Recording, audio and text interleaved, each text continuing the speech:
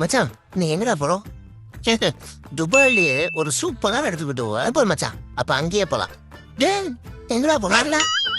கார்ல வேணாண்டா, நடந்தே போயிடுமா. வா, இங்கேருந்து எவ்வளோ மச்சான்? Just 2 kilometre. வாடா சூப்பரு மச்சான். இன்னும் எவ்வளோ தூரம்டா இருக்கு?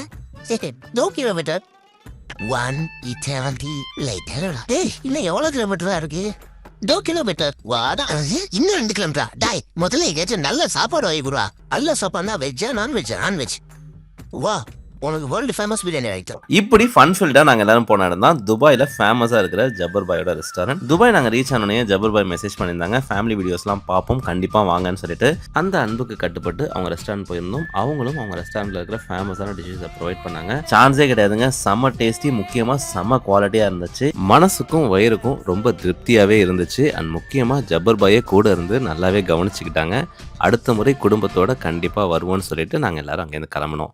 நீங்களும் துபாய் போனீங்கன்னா தவறாமல் ஜப்பர் பாய் ரெஸ்டாரண்ட்டை ஒரு முறையாவது விசிட் பண்ணுங்கள். பாய்.